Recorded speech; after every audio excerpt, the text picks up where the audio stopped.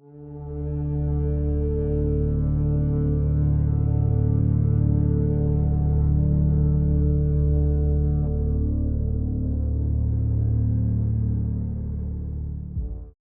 when you're looking at Ellen White as like the prototypical Seventh-day Adventist, describing and approaching this issue in a very different way than modern Adventism currently attempts to do, you're like, oh, so there's a different way to be Adventist on these issues. So if she was able to make sense of how this was intrinsically a part of Seventh-day Adventist identity, why does the church today have such a jittery relationship with this topic? I mean, like,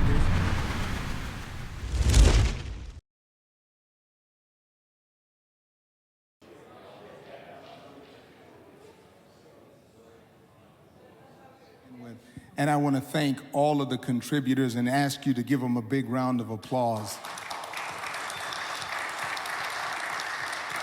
I'm an adjunct professor here at La Sierra since 2021 and a graduate in 2018.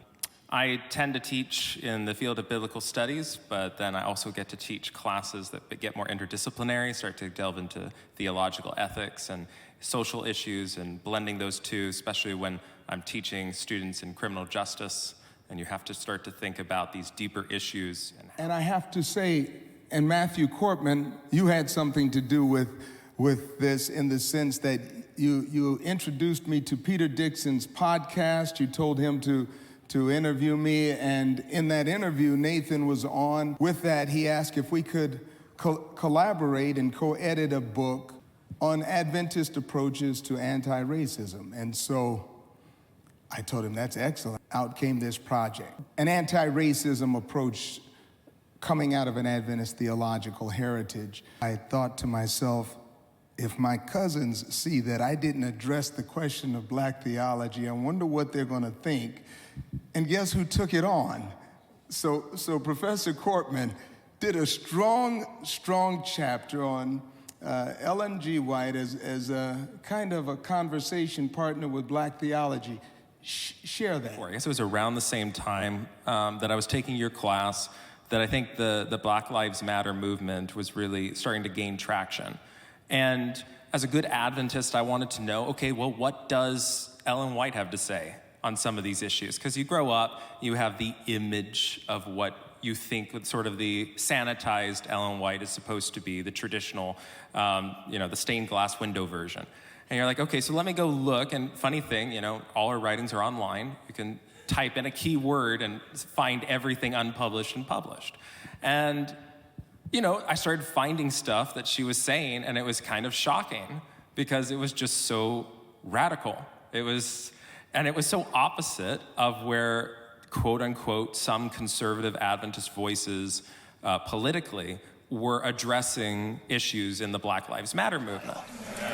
There may be those who overemphasize social issues while downplaying or neglecting biblical truth and its relevance for today's society.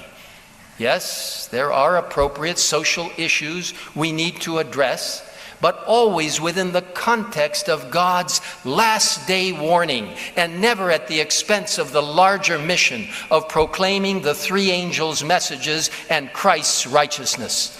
Do not allow anything to overshadow God's last day message we have been commanded to proclaim. I started realizing this very strong divide.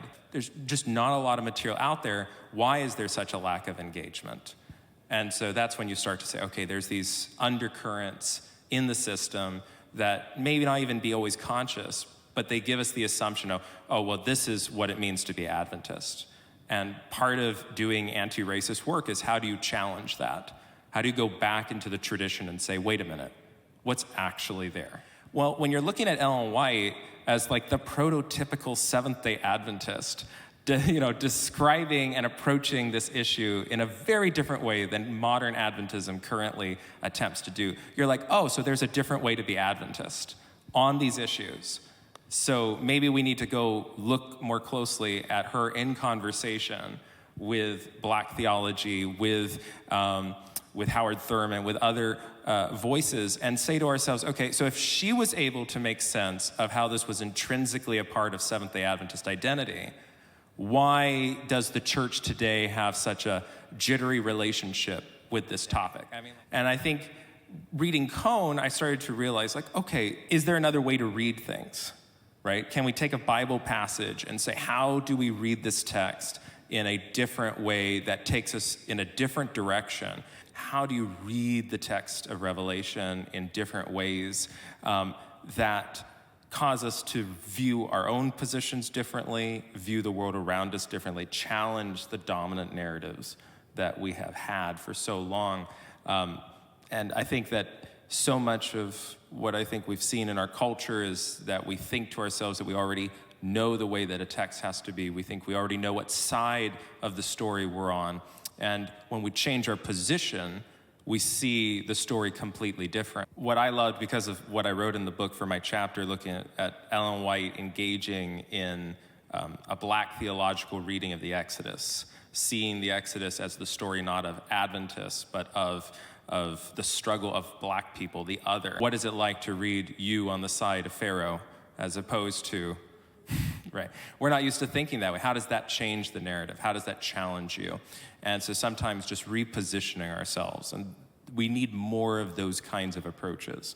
It's comforting to know that Ellen White was doing that at the beginning of the tradition, but we not only need to continue to do it, we need to make it a fundamental part of reevaluating how we fit into the three angels message. Thank you. Thank you.